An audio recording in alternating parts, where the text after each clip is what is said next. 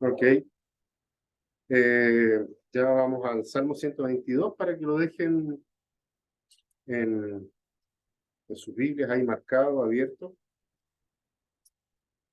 Como siempre vamos a estar comparando o les voy a pedir que puedan prestar atención a alguna parte en particular del texto. Y lo vamos a leer de aquí a poco, solamente poder hacer de nuevo un resumen breve de lo que hemos visto hasta ahora. Hasta aquí hemos visto que los salmos de ascensión, o los salmos de ascenso gradual, o los salmos de peregrinaje, o los salmos de romería, todos nombres que son sinónimos al momento de leer incluso diferentes versiones de la Biblia. Nosotros tenemos que, en estos 15 salmos, que van del 120 hasta el 134, nosotros tenemos acá estas oraciones cantadas que fueron compuestas en distintos momentos de la vida de las personas, de los salmistas particularmente, entendiendo que hay algunos que son de David, hay otros que son, hay uno particularmente que es de Salomón, y otros que probablemente fueron de los hijos de Coré y de otras personas que los textos no nos dicen de quién específicamente son. Sin embargo, fueron entregados al pueblo de Dios para ser cantados dentro del Salterio, dentro de todo el libro de los Salmos, justamente para poder ser entonados en el peregrinaje hacia la ciudad de Jerusalén, a donde ellos tenían que ir por lo menos una vez al año. ¿Ya? Eran 3 fiestas principales: tabernáculo, la fiesta de Pentecostés y la Pascua. En alguna de ellas sí o sí había que ir, a pesar de que la instrucción era ir 3 veces al año. ¿Ya? Y eso dejaba entonces estas canciones, les permitían a ellos poder tener una práctica litúrgica previa a llegar a Jerusalén a rendir culto, y en cada uno de los peldaños, ¿no? Como decíamos la semana pasada, el camino hacia Jerusalén tenía diferentes niveles, diferentes peldaños. La ciudad está en lo alto del monte Sión, entonces ellos en la medida en que caminaban iban subiendo estos peldaños y entonces cantaban estos cánticos que están en esta parte del Salterio. Ahora, el Salmo 120, que fue el primero que nosotros vimos, nos permite conocer de qué manera nosotros podemos tratar con el problema de la mentira, ya sea la mentira que se habla en contra de las personas, particularmente el creyente, las personas que son parte del pueblo de Dios. El salmista manifestaba en el Salmo 120 el desánimo que genera que los demás estén mintiendo respecto de uno, como también como uno lidiar con la mentira. Por otro lado, vimos en el Salmo 121, que fue el siguiente, nos expresa la confianza en Dios ante los peligros de la jornada camino a Jerusalén. ¿Ya? En nuestro caso, camino a la nueva Jerusalén. Y el Salmo 122, como vamos a ver hoy día, nos habla sobre la alegría del peregrino en poder viajar hacia Jerusalén en este peregrinaje y poder de esta manera estar dentro de los muros de la ciudad. Vamos a entender eso también en la dinámica de cómo Dios se revela a su pueblo, se reveló a su pueblo, y la importancia que tiene la ciudad de Jerusalén para el pueblo de Dios y la importancia que debe tener para nosotros también el día de hoy. Así que vamos a leer el Salmo 122.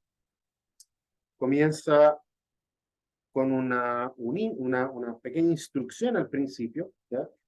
Eh, y eso siempre a veces nosotros lo evitamos, ¿ya? Generalmente cuando leemos un salmo y nos dice instrucciones como por ejemplo, cántense en ritmo de tonada, evitamos, pensamos que eso es como, no tiene que ver con el salmo, pero ese tipo de detalles son los que justamente nos van explicando qué es lo que el salmo quiere decir. Particularmente acá parte el salmo diciendo así: cántico de ascenso gradual de David. Yo me alegré cuando me dijeron, vamos a la casa del Señor. Plantados están nuestros pies dentro de tus puertas, oh Jerusalén. Jerusalén que está edificada como ciudad compacta, bien unida, a la cual suben las tribus del Señor, lo cual es ordenanza para Israel, para alabar el nombre del Señor, porque allí se establecieron tronos para juicio, los tronos de la casa de David. Orad por la paz de Jerusalén. Sean prosperados los que te aman. Haya paz dentro de tus muros y prosperidad en tus palacios. Por amor de mis hermanos y de mis amigos, diré ahora, sea la paz en ti. Por amor de la casa de nuestro Señor Dios, procuraré tu bien. No es secreto de que Jerusalén es la ciudad más importante para el pueblo de Israel. Y de hecho es una ciudad que hasta el día de hoy genera diversos conflictos, ¿ya? Sabemos que la ciudad de Jerusalén en particular es una ciudad que hoy está habitada por palestinos y por israelitas que de una u otra forma pelean el dominio de la ciudad. En el lugar en donde estaba el templo, hoy en día se yergue una sinagoga, perdón, una mezquita, y están los muros de la antigua ciudad de Jerusalén, que conocemos nosotros tal vez por videos donde hemos visto a los rabinos, sobre todo ortodoxos, que están constantemente orando ahí en el Muro de los Lamentos, ¿ya? Hay diversas asuntos políticos respecto a Israel, y es muy interesante que nosotros también podamos tener una visión clara, porque ciertamente la Jerusalén de la cual está hablando el salmista acá, poco tiene que ver con la actual Jerusalén, ¿ya? No que no esté ni en el monte Sion, ni tampoco el significado incluso político que pudiera llegar a tener. Sin embargo, tenemos también, por otro lado, un exceso eh, de asunto con la ciudad de Jerusalén, ¿ya? O con el pueblo de Israel en particular, ¿sí? Mucho se habla en algunos lugares sobre esta idea de Israel o el pueblo de Israel como el reloj de Dios, por ejemplo, ¿ya? Y todo lo que está pasando en Israel marca los tiempos en el mundo. La verdad es que la Biblia difícilmente nos habla de eso, y es por esa razón de que necesitamos nosotros aterrizar a la realidad cristiana respecto de Jerusalén, del pueblo de Israel, del cual somos parte, ¿ya? Somos parte porque somos herencia de la promesa hecha por Dios a Abraham. Entonces, Jerusalén como ciudad importante, es interesante que las personas, los israelitas, en el caso de ellos de sangre, tenían que ir a la ciudad una vez al año por lo menos. Ahora, lo interesante de la ciudad de Jerusalén es que es una ciudad que había sido asignada por Dios para justamente ser ese y no otro el lugar en donde se le daba culto a Dios, el lugar en donde se le debía rendir culto al Señor, y obviamente desde mucho antes de la posesión de la tierra prometida, ¿ya? Dios es el que establece de que debería ser de esa manera. Y obviamente dentro de la ciudad, en la ciudad de Jerusalén, estaba el tabernáculo que Moisés había construido en el desierto. Ahí nosotros teníamos entonces el lugar de la habitación de Dios.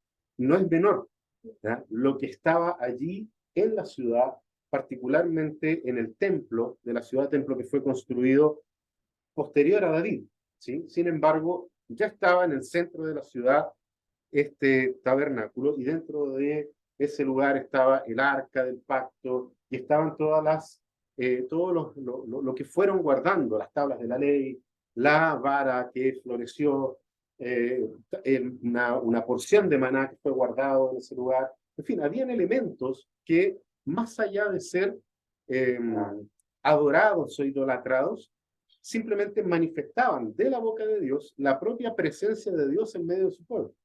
De ahí la importancia de que el pueblo subiera a la ciudad, particularmente vaya hacia el templo, para poder en ese lugar entregar ofrendas, sacrificios, Señor, y era algo que se hacía constantemente. Era solamente allí, ya no podía ser en otro lugar. Cuando el reino se dividió, comenzó todo un problema también. Bueno, ¿dónde vamos a cultuar al Señor? Los que estamos en el reino del sur, los que están en el reino del norte, y ahí entonces hubo todo un problema que la Biblia nos muestra cómo se resuelve y de qué manera esto funcionó. No es el asunto del Salmo, ¿verdad? En el asunto del Salmo nosotros vemos una realidad diferente, pero sí nosotros vemos dentro de estos salmos de peregrinaje que Jerusalén es la capital del reino de Israel, donde estaba el trono del rey David, que era otro elemento fundamental dentro de la narrativa y de la cosmovisión que los israelitas seguían y tenían. Y era a David, al rey David, a quien Dios había prometido que de su simiente, de su linaje, iba a venir el Mesías, el rey eterno, prometido por Dios. Entonces, fíjense en la cantidad de elementos relacionados a la historia de la redención que se agrupaban en ese lugar, en la ciudad de Jerusalén. Esta ciudad, como toda ciudad antigua, estaba rodeada de muros, ¿ya? Era una ciudad fortificada, y había entrada a la ciudad por diversas puertas. Nosotros cuando leemos, por ejemplo, en las Escrituras leemos a Nehemías, vemos en la historia de Nehemías que Nehemías recorre la ciudad, recorre los muros que están destruidos, y una de sus grandes preocupaciones es reconstruir el muro de la ciudad, pero al mismo tiempo también las puertas, ¿ya? Y se nos habla de las puertas. Pasé por la puerta X, por la puerta Y, y una serie de puertas, nos va citando incluso las puertas que tenía, eran los lugares de entrada, y cada una de estas puertas estaba custodiada, ¿ya? Por personas.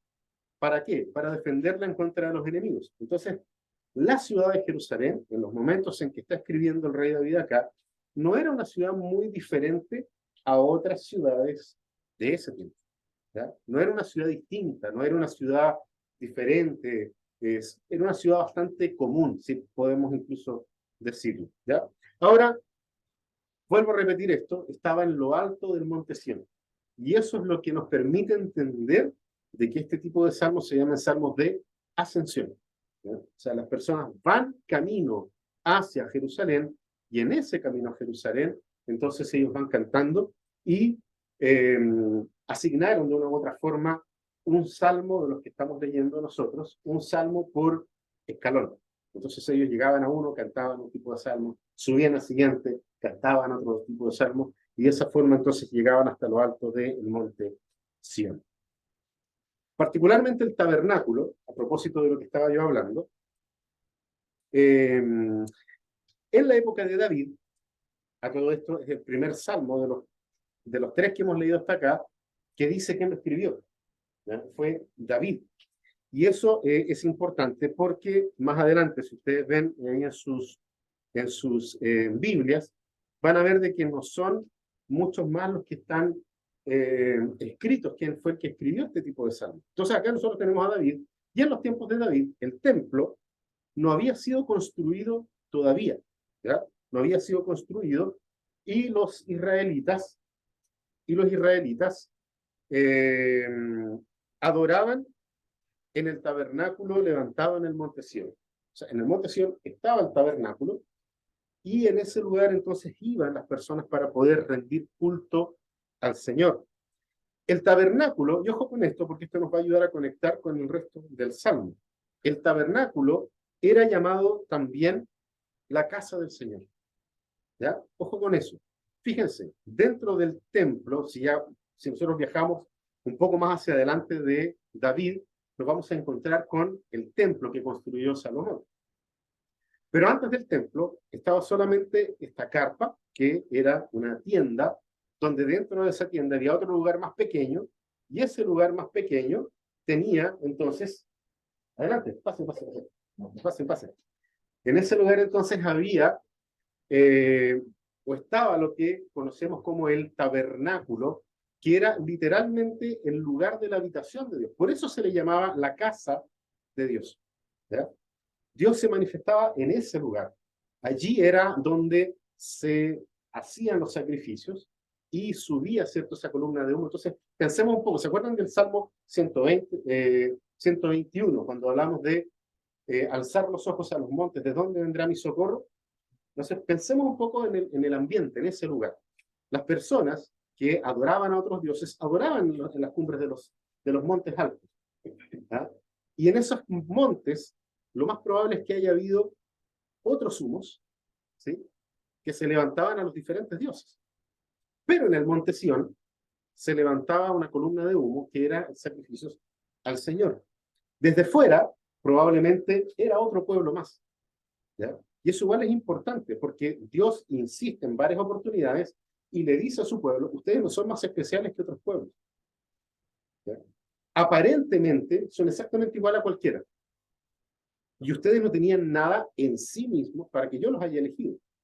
Pero yo los escogí. Y ustedes van a hacer este tipo de culto, este tipo de ritual, este tipo de fiesta. Es Dios el que va dando y asignando lo que el pueblo debe hacer. Ese tabernáculo que estaba allí en lo alto del monte Sión, llamado también la casa del Señor, se ofrecían, como decía, los sacrificios a los animales y representaba, eso también es importante, representaba la presencia de Dios en medio de su pueblo. De hecho, habiendo o estando la menorá con sus luces encendidas, con sus velas encendidas, la presencia de Dios estaba en aquel lugar. Esa era una preocupación constante que tenía el pueblo de Dios. Allí estaba el arca de la ley, los sacerdotes ministraban al pueblo con los sacrificios y también era el lugar en donde se enseñaba la palabra de Dios. ¿Ya? Ese tema de las sinagogas es bastante más adelante en el tiempo. ¿Ya? No era lo común. ¿Dónde se enseñaba? En la casa. Cada padre de familia era encargado de enseñarle a sus hijos la palabra de Dios y iban al templo al menos una vez al año, ojalá tres, ¿ya? Pero por lo menos una vez al año en alguna de estas fiestas, y pasaban toda la fiesta escuchando la palabra de Dios, porque era el lugar en donde se enseñaba, se interpretaba la palabra de Dios. Se interpretaba la Torá, los libros proféticos, era en ese lugar en donde estas cosas ocurrían. No era en otro lugar, no era en las sinagogas. Como les digo, eso fue muy posterior en el tiempo. De hecho, fue después de la división de el reino de Israel. Entonces, fíjense, era hacia ese lugar donde las tribus subían para poder estar en comunión con Dios. Si la presencia de Dios estaba solo en ese lugar, porque representaba la presencia de Dios para su pueblo, era hacia allá donde ellos querían ir para poder estar en comunión con Dios. Al mismo tiempo que podían estar en comunión con los demás, con las personas que estaban en ese lugar. Y obviamente este salmo nos muestra, y lo dice desde el principio, la alegría y el deleite espiritual que sentían los hijos de Dios, el pueblo de Dios, en poder viajar a Jerusalén, en poder estar junto con sus hermanos, junto con el resto del pueblo de Dios, estar en la casa del Señor, donde estaba el tabernáculo, y poder en ese lugar rendir culto a Jehová, rendir culto a Dios. Entonces vamos ahora ahí al texto. Fíjense que vamos a partir ahí en el versículo número 1, porque es la base del Salmo, ¿ya? Una de las características que tienen los diversos salmos es el Salmo 122. Una de las características que tienen los salmos, la poesía antigua en general, ¿ya? No solamente salmos, proverbios, sino que la poesía antigua, y particularmente la poesía de Medio Oriente, es que hay algunos elementos, particularmente textos, que son claves para poder comprender el salmo completo, el cántico completo, la poesía completa, ¿ya? Entonces, el versículo número 1 es fundamental porque es la base de este salmo. Fíjense que el sentimiento, ¿se acuerdan que lo hemos dicho en los inicios de las predicaciones anteriores? Los salmos de ascensión fueron todos escritos manifestando un sentimiento: temor, angustia, rabia, ser enfrentado o haber sido confrontado al pecado. Pero en este caso nosotros vemos de que el sentimiento es lo primero que nos presenta este salmo. El salmo ahí en el versículo 1 dice: yo me alegré.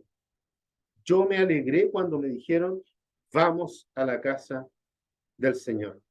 Entonces, el sentimiento se presenta por la acción de haber sido invitado a la ciudad santa.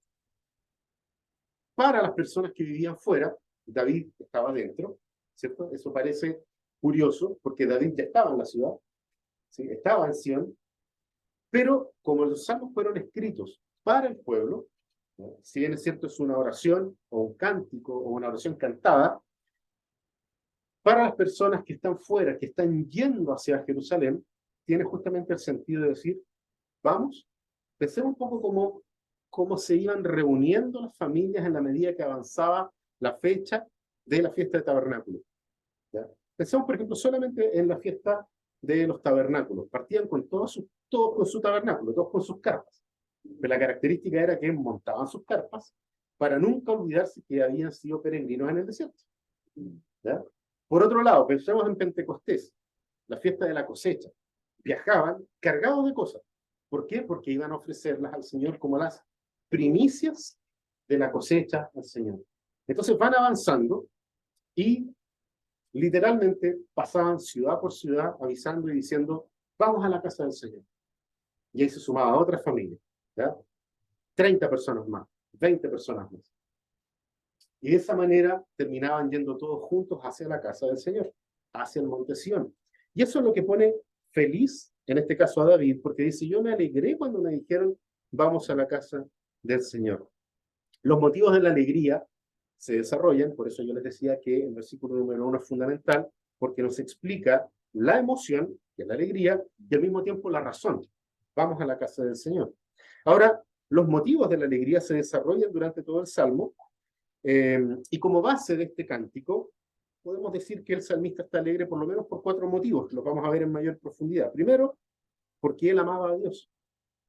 Es fundamental que el salmista, no solamente por lo que dice este salmo, sino que por la historia de vida del propio David, nosotros sabemos de que él amaba a Dios. De hecho, la propia Biblia habla de David siendo una persona con un corazón según lo que Dios esperaba, ¿ya? Y eso ciertamente tiene que ver con el amor de David hacia Dios. Sabemos también que David pecó en contra de los 10 mandamientos, al menos en 3 capítulos de la Biblia, se los echó al bolsillo todos, pero muestra también su arrepentimiento al momento de ser confrontado por Natán y en otras oportunidades también, y Dios ciertamente le amó porque David amaba al Señor.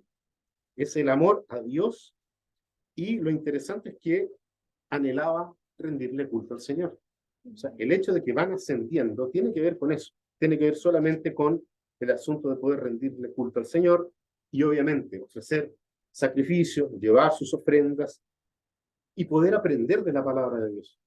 Si nosotros, por ejemplo, conectamos esta alegría con lo que dice el Salmo 119, por ejemplo, cuando nosotros leemos el Salmo 119 son diversas declaraciones, grupos de declaraciones, donde nos habla de la riqueza de la palabra de Dios y de todo lo que nosotros podemos aprender de la palabra de Dios.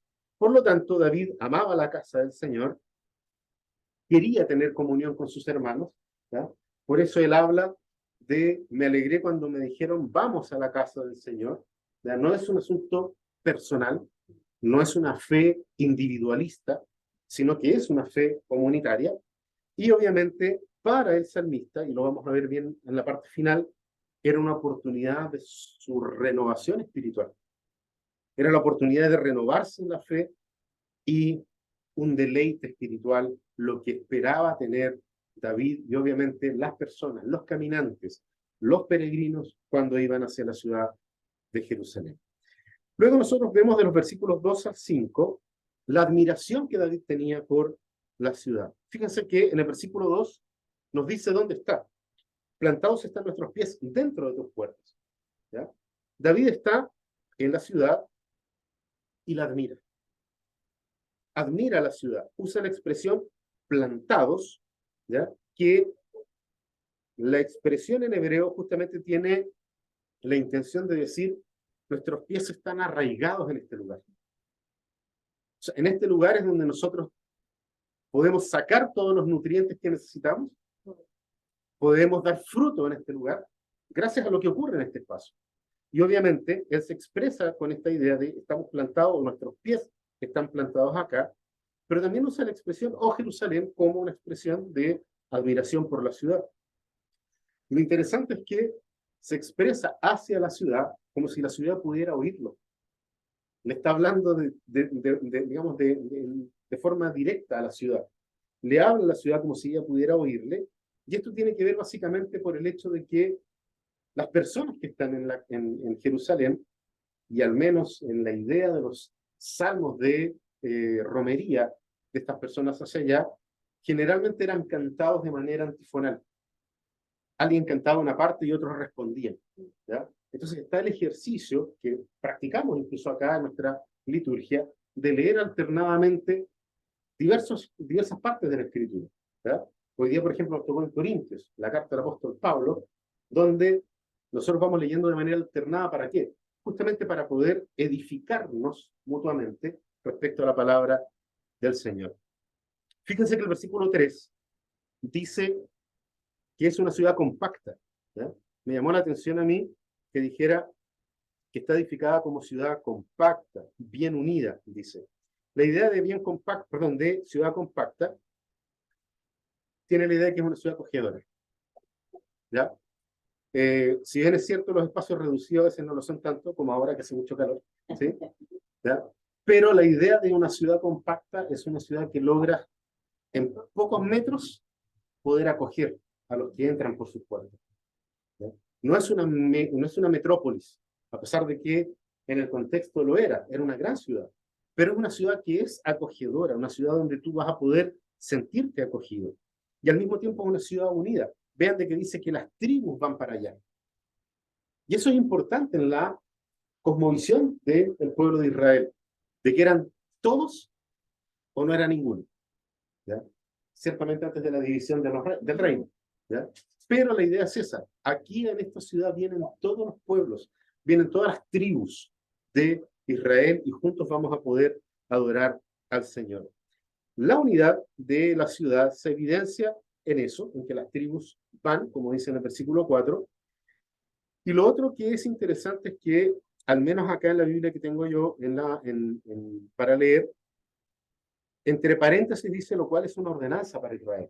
Ya no sé si debería aparecer entre paréntesis en las otras versiones, porque lo busqué en el hebreo y efectivamente está con paréntesis, ¿ya? Está la idea de que eh, es una forma de llamar la atención, ¿ah? Y llamar la atención, ¿cómo? Decir, ojo, esto es un mandato. Y aquí yo quiero hacer yo un paréntesis.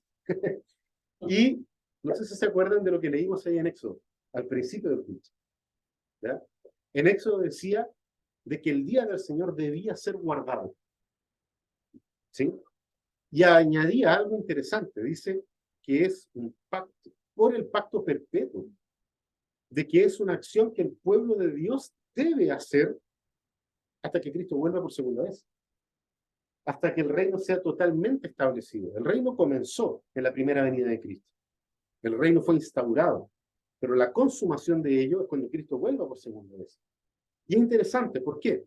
Porque para las iglesias de tradición reformada, cuando Dios habla del pacto perpetuo, por ejemplo, nosotros usamos ese argumento para bautizar a los niños por pacto perpetuo, como dice la palabra del Señor. Llevarán la marca de ser parte de la familia del pacto. Ese es el argumento que utilizamos, que es bíblico y que incluso es tomado luego en el Nuevo Testamento, cuando le preguntan, ¿cierto?, a Pedro, bueno, ¿y ahora qué hacemos? Y Pedro les comienza a explicar y dice, bueno, bautícense. ¿Ya? Y esta promesa, dice, para ustedes, para sus hijos y para todos aquellos que vengan al Señor. Fíjense con eso, es un detalle no menor, porque aparece aquí entre paréntesis de que es un mandato. ¿Ya? Ya me voy a referir a eso y ustedes van a entender por qué mi insistencia en eso. Pero lo que leímos hoy día en Éxodo, al comienzo, en la lectura de invocación, antes de la oración de invocación, es justamente lo que nosotros debemos permanecer en nuestra mente ahí. Y no solamente en la mente, sino que de la mente bajar al corazón, que sea nuestro anhelo celebrar el día del Señor, porque con ello manifestamos que es el pacto perpetuo de Dios con nosotros. La ciudad es admirada también porque allí está, fíjense en el versículo 5, dice que allí está el gobierno real de David. El rey, y esto es un detalle del contexto, el rey era el juez último en cualquier tipo de disputa. Nosotros tenemos, por ejemplo, el caso de Salomón, cuando llegan dos mujeres diciendo que el bebé que tenían era de ambas, ¿ya? Cada una reclamaba al bebé. Y entonces van delante del rey porque ciertamente los ancianos no lograron resolver el problema. Entonces pidieron audiencia con el rey. Porque se supone, o sea, en la cosmovisión israelita, el rey era portador del Espíritu Santo. ¿Sí? Reyes, sacerdotes y profetas eran las personas en las cuales habitaba el Espíritu Santo en ellos. Entonces el rey debía ser un tipo sabio. Por esa razón, él era el último juez en cualquier tipo de disputa. ¿Qué es lo que hace Salomón? Ahí nosotros tenemos la expresión que salomónicamente dice, bueno, partan al bebé en dos y que cada uno se lleve una mitad. Y la madre verdadera dice, no, no hagan eso, entreguen el bebé a la otra mujer. Y ahí Salomón dice, esa es la mamá, ¿ya? La que está verdaderamente preocupada. Entonces, fíjense, el rey es la persona que, según lo que dice el versículo 5, está en un trono de juicio, de justicia. Era en ese lugar en donde no solamente estaba la palabra de Dios, no solamente estaban los sacrificios, no solamente estaba todo este sistema cultico, sino que también era el lugar en donde yo podía sentir la paz de que cualquier situación complicada podía resolverse en la ciudad de Jerusalén. Había justicia en la casa de Dios. De hecho, fue una canción muy popular en los años 90, ¿no? Hay justicia en la casa de Dios, que la cantaba Marco Witt, si no me equivoco. Era el que nos recordaba también esta realidad que lo dice aquí el Salmo 122. Y en esta ciudad santa es muy interesante porque se ejercen constantemente, en el tiempo en que estamos leyendo el Salmo acá, se ejercen constantemente dos de los tres principales oficios del Mesías, que son sacerdote y rey. ¿Ya? Sabemos de que Cristo también cumple con un tercer oficio, que es el oficio de profeta. Profeta, sacerdote y rey, que fueron las maneras en que Dios se manifestó a su pueblo. De los versículos 6 al 8, nosotros tenemos el deseo del salmista por Jerusalén. Fíjense que en el versículo 7, él pide a sus hermanos que oren por el shalom en Jerusalén. Perdón, dice, haya paz dentro de tus muros y prosperidad en tus palacios. En el versículo siguiente, pide también a sus hermanos que oren por la prosperidad en Jerusalén. ¿Ya? Y en el 6, perdón, 6 y 7, ¿ya? No los plantea eso, pero fíjense que vuelve a repetir en el versículo 8, por amor de mis hermanos y de mis amigos diré ahora, sea la paz en ti. Esto es importante, de nuevo, dentro de la cosmovisión israelita, particularmente por la palabra shalom, que aparece aquí, la palabra paz. Para nosotros, generalmente, paz es ausencia de guerra. Y en ese sentido, es una mirada más griega que hebrea. Pero la palabra shalom tiene que ver con la integridad del ser humano, completo. Es un asunto más holístico, ¿ya? Si bien es cierto, como ya hemos visto en otras series de predicaciones, no existe tal cosa como dicotomías o tricotomías en el ser, sino que nosotros vemos un ser integral que interactúa con una creación totalmente integrada a Dios y al hombre, siendo Dios, Dios, y siendo el hombre, hombre, y la creación, creación, pero hay una interacción constante y permanente porque Dios así quiso que fuera, como lo vemos en el libro de Génesis. Sin embargo, el shalom era justamente recuperar aquello perfecto que Dios había hecho desde el principio. Es ese bienestar que no solamente tiene que ver con salud mental y salud física, sino que también tiene que ver en salud de relaciones. La relación con Dios, que vendría siendo una relación trascendente, y la relación con los demás, ¿ya? Que tiene que ver con el prójimo. De ahí entonces que nosotros vemos la insistencia de la palabra de Dios de amar a Dios y amar al prójimo. Y un detalle, jamás vamos a lograr amar al prójimo si primero no amamos correctamente a Dios. Siempre vamos a usar al prójimo en la medida en que no tenemos una buena y correcta relación, un shalom en la relación que el hombre tiene con Dios. Por esa razón, el salmista dice, oren por el shalom en esa ciudad, para que en ese lugar se mantenga esta relación con Dios y la relación entre el pueblo. Sean prosperados los que te aman. Fíjense en el deseo que tiene el salmista. En los que aman, ¿qué cosa? La ciudad. Entonces eso quiere decir, para nosotros hoy también, amar Jerusalén, como realmente lo vemos en alguna iglesia, con banderas, ¿cierto?, de Israel y todo este cuento. La verdad es que no, ¿ya? La verdad es que no. Porque como vamos a ver, Jerusalén tiene otro sentido para nosotros después de la venida de Jesucristo. De hecho, fue el propio Jesús el que dijo, no, hasta aquí, cuando habla con la mujer samaritana, le dice, hasta aquí los israelitas están en lo correcto. Adoran en el templo. Porque ella le dice, ¿dónde adoramos? ¿En el monte o en el templo? Entonces Jesús le dice, no, hasta acá ellos están en lo correcto. Pero, dice Jesús, vendrá el día en que ni en el monte ni en el templo se va a adorar a Dios, sino que en todo lugar será adorado al Señor. Por esa razón, nosotros vemos de que hay cambios en esto, sí los hay, los vamos a mencionar un poquitito más adelante. Solamente para terminar la idea general del Salmo, fíjense el versículo 9. Aquí nosotros vemos una resolución. Él dice, por amor a la casa del Señor nuestro Dios, procuraré tu bien. En la ciudad, el salmista y por ende el peregrino que está subiendo a la ciudad debiese tomar una resolución. Es invitado a poder tomar una resolución. ¿Cuál es la resolución que tiene el salmista acá? Va a buscar el bien de la ciudad. ¿Y cómo va a buscar el bien? Cosa de mirar para atrás. Si el versículo número 1 era el versículo que nos permitía entender hacia abajo todo lo demás, el último versículo acá nos permite subentenderlo hacia arriba. Poder comprender ahora de qué manera se lleva a cabo la resolución que el salmista está tomando. Fíjense que lo que nosotros podemos desprender del Salmo. Primero, va a buscar el bien de la ciudad orando por la ciudad. Es lo primero que nos dice el salmista. Segundo, pidiendo a otros que oren por la ciudad. Tercero, defendiéndola y protegiéndola. Cuarto, contribuyendo financieramente por la ciudad. Y quinto, yendo constantemente a la ciudad. Son una serie de acciones que los vemos allí justamente por todo lo que significaba el poder ir a la ciudad y yendo a la ciudad, poder ofrecer sacrificios, reunirse con sus hermanos y todo lo que dijimos hasta acá. El amor por la casa del Señor. ¿Qué es lo que era la casa del Señor? El tabernáculo, el lugar de la habitación de Dios.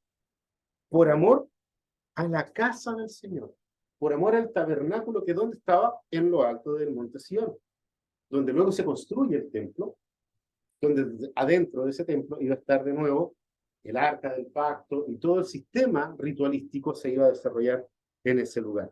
Pero aquí me llamó la atención el verbo procuraré, que está mencionado en el Salmo, o sea, en el versículo 9, al final. Porque el verbo procuraré es un tipo de conjugación que en el español nosotros no la tenemos. Es una conjugación volitiva. ¿Qué significa eso? De la voluntad. ¿Sí? Sí, está bastante bien traducido como procuraré, pero efectivamente es algo que yo anhelo, es algo que yo deseo. ¿Sí? Y eso manifiesta el deseo que le genera la alegría al salmista. O sea, ahí volvemos a cerrar el salmo por completo. Todo lo demás que está dentro de la oración, al decir procuraré, quiere decir de que él, de forma activa, va a desarrollar todo lo que dijo hacia arriba. Individualmente, fíjense, es algo comunitario, como una fe comunitaria, pero al final el salmista dice, no, para que esto comunitario funcione, yo voy a hacer esto. Yo voy a procurar hacer esto. Esta es mi parte para que el todo funcione. Yo soy un engranaje dentro de esto. Pero para que todo el sistema funcione, no puede faltar un engranaje. Por eso, esta conjugación volitiva de la voluntad. Señor, anhelo hacer esto. Quiero hacer esto. Y de ahí entonces hacia arriba nosotros podemos responder y cantar de la misma manera el salmo que está presentado por el rey David. ¿Qué es lo que significa este salmo para nosotros? Eso es importante antes de pasar a las aplicaciones prácticas que hemos visto en esta serie de predicaciones. ¿Qué significa este tipo de salmo donde se nos habla de orar por la paz de Jerusalén? Ojo acá, yo no estoy diciendo de que no oremos por Jerusalén, ¿ya? Por la actual Jerusalén, que no oremos por el pueblo de Israel, por los israelitas, pero ciertamente no desde la perspectiva que David está haciendo, porque desde ya la lo que nosotros conocemos hoy como la nación Israel es algo totalmente distinto a lo que la palabra de Dios manifiesta que es el pueblo de Israel. Como lo dice el apóstol Pablo, no todo israelita es israelita de sangre, sino que es un israelita en Abraham, o sea, descendientes de Abraham. Y en Cristo, ciertamente todos nosotros lo somos. El bautismo es nuestra circuncisión dentro del sistema ritualístico del pueblo de Israel. Entonces hay una serie de cambios que efectivamente se dieron, pero aquí es donde nosotros necesitamos tener mucho cuidado. ¿Por qué? Porque muchas veces se desconsidera los mandamientos de Dios, ¿no? Los desconsideramos, sus preceptos, sus ordenanzas, todo aquello bajo el argumento de que estamos en el pacto de gracia. No sé si alguna vez han escuchado esa expresión. ¿Ya? Ya, pero que eso ya no vale porque ahora estamos en el pacto de gracia. Antes sí, porque era el pacto de obras. La verdad es que el pacto de obras dejó de existir con Adán y Eva. ¿Ya? Ellos fueron los únicos que, teniendo un pacto de obras, lo quisieron llevar a cabo y fallaron. El resto todo es gracia. La ley de Dios es gracia para nosotros. Es la manifestación de la gracia de Dios hacia un pueblo que le escogió. Eso como primera cosa. ¿Por qué? Porque no podemos confundir y empezar nosotros a decir esto sí, esto no, esto sí, esto no. Mandato del Señor. ¿Se acuerdan lo que estaba entre paréntesis? Ahí en el versículo 4. Allá van a subir las tribus porque es ordenanza. ¿De dónde viene eso? De lo que leímos al principio en Éxodo. Es de manera perpetua. Aquí no es que yo me sentí bien el domingo para ir al culto. Es lo que Dios demanda de su pueblo. Cuando nosotros comenzamos a desconsiderar los mandamientos de Dios, esto es una forma de antinomia. ¿Ya? Aquí es una palabra compuesta que vendría siendo en contra de la ley. ¿Ya? Anti, que es contra, nomos, ley. Y la antinomia es una forma de herejía que fue muy popular en el siglo XVI, sobre todo por este redescubrimiento de que el hombre es salvo solo por la fe.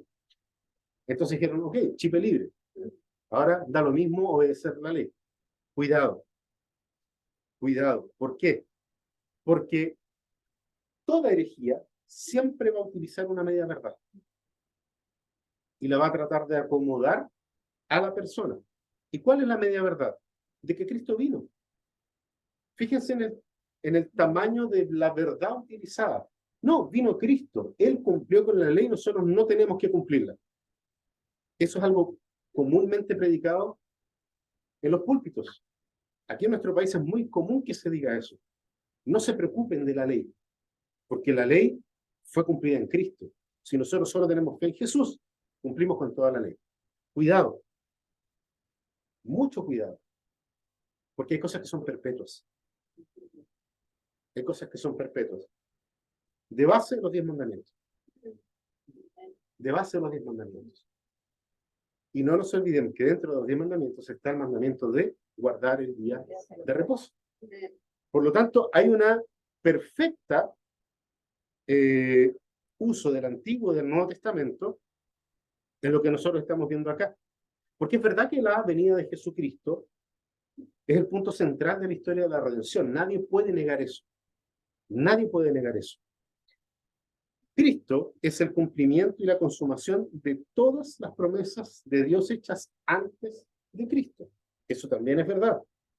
Por lo tanto, todos los eventos, todos los rituales, todas las ceremonias, las tradiciones, las fiestas, las instituciones del Antiguo Testamento eran una sombra de Cristo. Pensemos en esto, cuando nosotros caminamos con el sol a nuestra espalda, ¿qué es lo que se proyecta hacia adelante? Nuestra sombra, ¿cierto? Y nuestra sombra siempre va avanzando antes que nosotros. ¿Sí? El tema es que si nosotros nos acercamos a la fuente de luz, la sombra se reduce. ¿Ya? Es cada vez más pequeña. El punto de lo que la Biblia nos enseña justamente eso. Todo este sistema ritual era una sombra de Cristo. Le anticipaba a Cristo. Pero cuando vino Cristo, todo se iluminó. Ya no eran necesarias las sombras. De hecho, cuando a Jesús le preguntaron cuál de todos los mandamientos es más importante. ¿Ya? Fíjense que le preguntan a Jesús en singular. Dinos cuál es el mandamiento más importante. Y Jesús le responde en plural. Y le dice a la gente que lo cuestiona, les dice, es lo siguiente: amarás al Señor tu Dios con todo tu corazón, toda tu mente, y amarás a tu prójimo como a ti mismo. En esto se resume toda la ley y los profetas.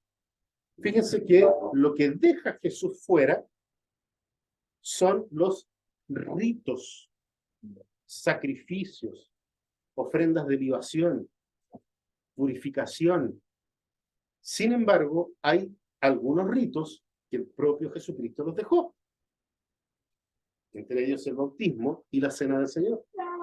Pero también los 10 mandamientos, porque Jesús no los tocó. De hecho, los 10 mandamientos son el resumen de amar a Dios y amar al prójimo. Están ahí. Y eso incluye el día de reposo.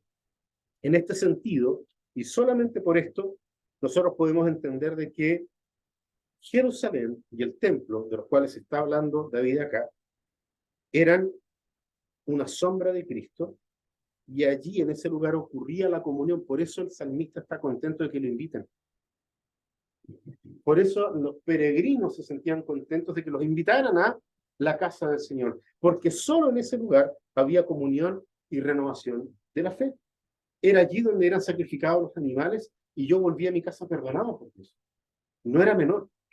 Sin embargo, nos olvidamos muchas veces que por extensión de la historia de la redención, que fue algo que vimos nosotros también en la serie sobre la historia de la redención, el templo y la ciudad santa representan a la iglesia, representan al pueblo de Cristo, a la novia, a esa novia que Él va a volver a buscar en su segunda venida. Y eso, queridos amigos y hermanos, no lo podemos desconectar. No podemos nosotros decir, esto entonces no. Voy al culto cuando se me antoja. No podemos hacer eso.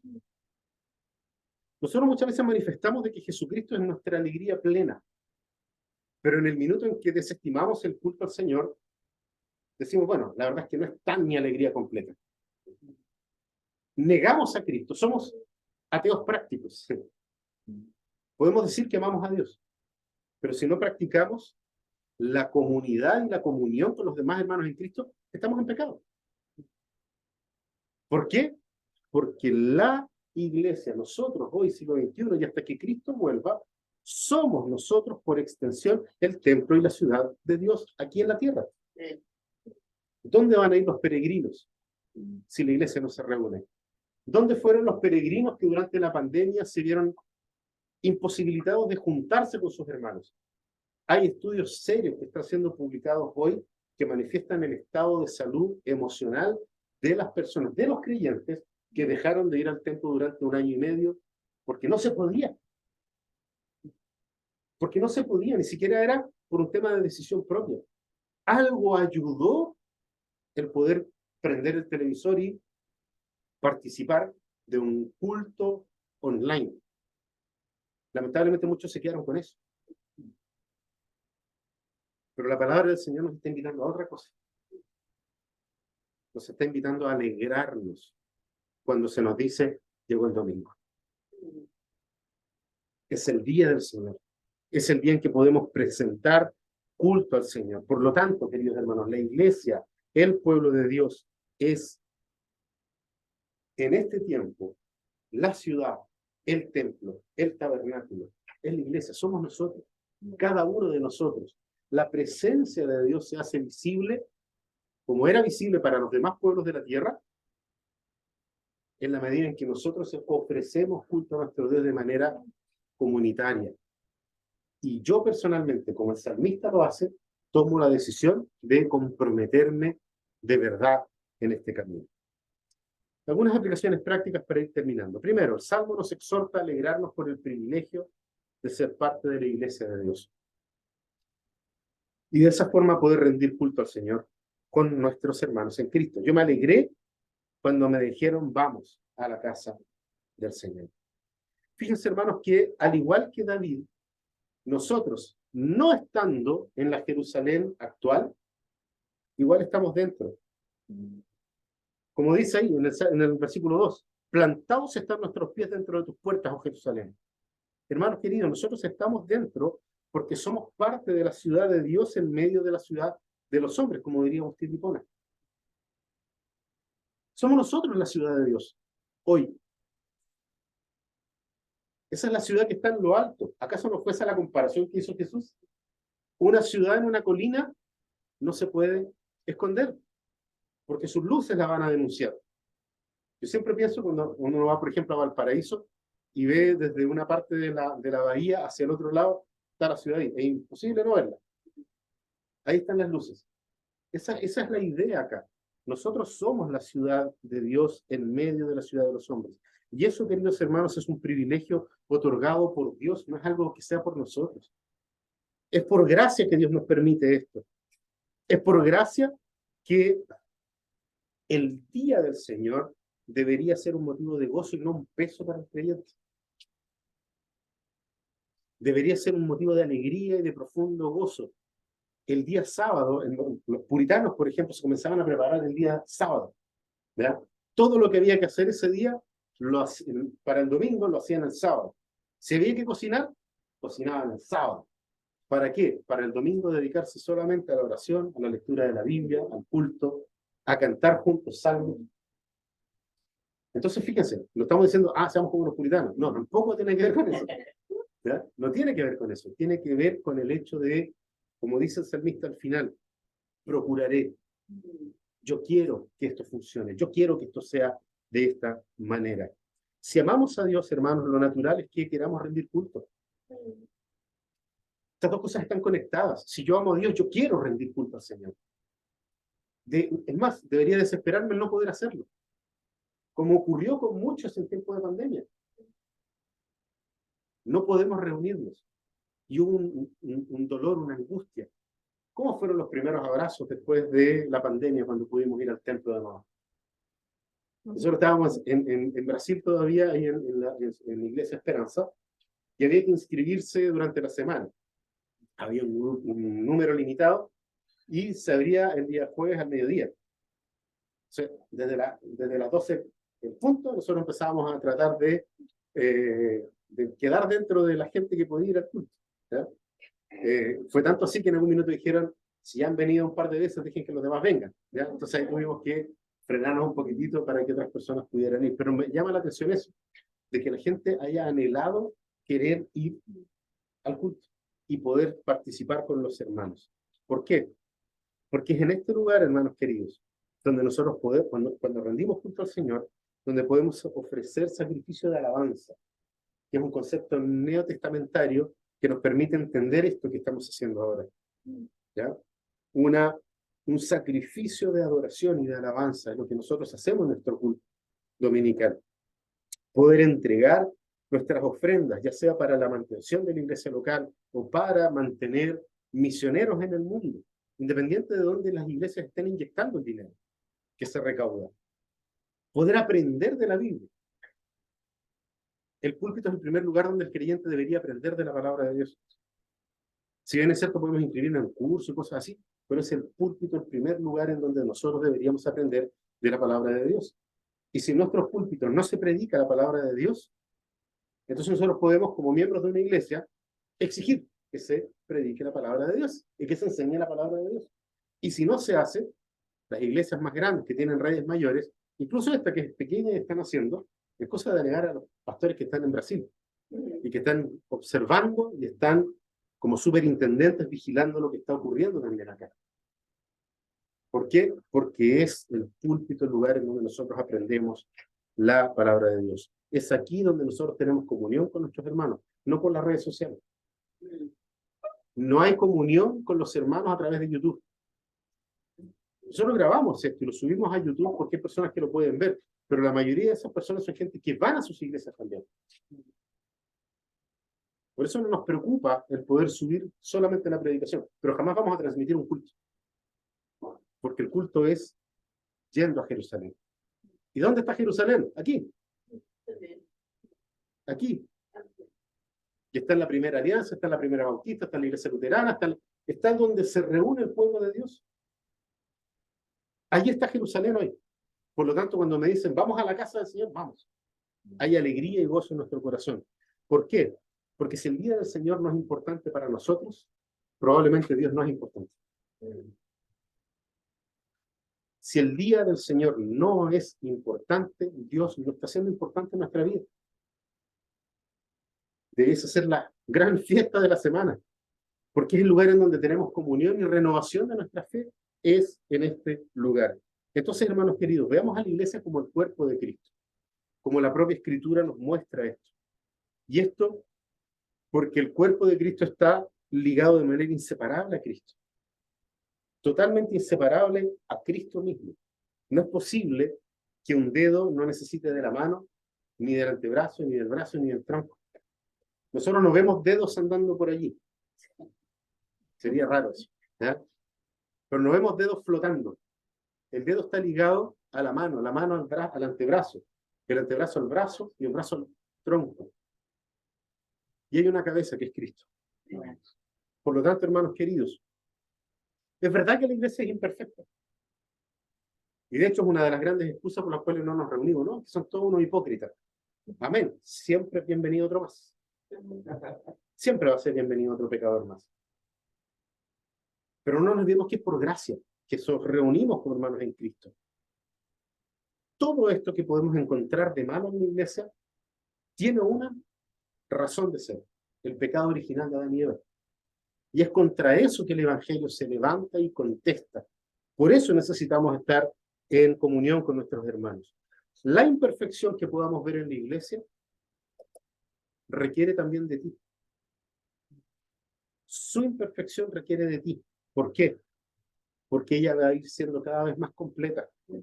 Y en la medida en que va siendo más completa, menos imperfecta. Por los dones que Dios nos ha dado. Y todo ello para la gloria ¿de quién? De Cristo, que es el centro de la iglesia.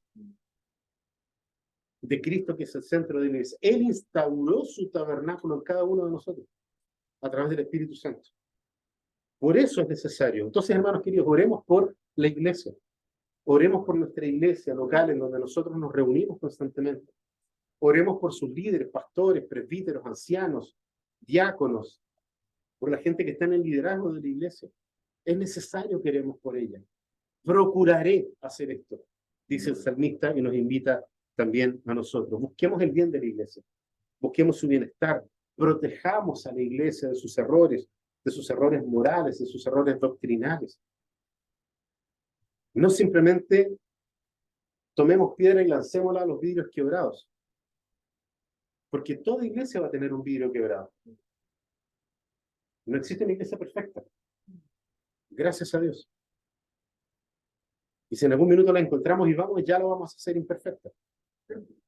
Entonces, hermanos queridos, protejamos a la iglesia, contribuyamos con ella. Busquemos la manera, preguntemos, consultemos cómo lo hacemos, de qué manera podemos organizar para poder bendecir tal vez ni siquiera la iglesia local. Aquí, por ejemplo, nos reunimos en una casa y por ahora no tenemos gastos, más allá de lo que pudiéramos invertir en poder servirnos un café o qué sé yo, comer al final juntos, ¿ya? La luz, en fin, ¿ya? La electricidad para que funcionen los ventiladores. Pero no hay un costo asociado todavía, pero de aquí a poco lo vamos a tener. ¿Ya? De aquí a poco lo vamos a tener. Hoy día ya tenemos bastantes visitas, ¿ya? Y son todos bienvenidos por lo demás. Y por último, salgamos al mundo a hablar de ella. Porque si bien es cierto en el Antiguo Testamento, las misiones se hacían de manera centrípeta, o sea, eran llamados hacia Jerusalén, Jesucristo dijo, por tanto, ir por todo el mundo y predicar el Evangelio, haciendo discípulos. ¿Cómo hacemos discípulos si no salimos a la ciudad de Osorno? ¿Cómo hacemos discípulos si no nos movemos y no buscamos, si no le pedimos a Dios que nos revele la manera en que podamos descubrir a los peregrinos que andan caminando cantando estos salmos? Para poder ir juntos al lugar donde podemos orar, cantar y rendir culto al Señor de manera comunitaria. Hermanos queridos, que podamos decir, por la gracia de Dios, porque esto no se trata de quién lo puede hacer mejor, sino que por la gracia de Dios, cada uno de nosotros tomar la decisión de decir, procuraré tu bien. ¿Procuraré el bien de quién? De la iglesia. Porque la iglesia es la ciudad de Dios en medio de los hombres hoy. La iglesia, que somos todos nosotros, es el tabernáculo de Dios en medio de este mundo, que tanto necesita del shalom de Dios. Así que oremos a nuestro Señor, pidiendo y agradeciendo por estas cosas. Padre Celestial, te damos gracias, Señor, por la oportunidad que nos das de acercarnos a tu palabra, aprender de ella, y poder, Señor amado, también ser confrontados por ella misma. Perdónanos, Señor, cuando nos hemos alejado de tus principios, preceptos, y te rogamos, Señor, que tú nos ayudes a que nos podamos comprometer de manera activa con la predicación del Evangelio, haciendo discípulos, y poder, Dios amado, llamar a otros e invitarlos y decirles, ven, vamos juntos a la casa del Señor, vamos juntos a poder rendir culto a nuestro Dios. Oramos, Señor, con gratitud en el corazón, en el nombre de Cristo Jesús, nuestro Señor y Salvador. Amén.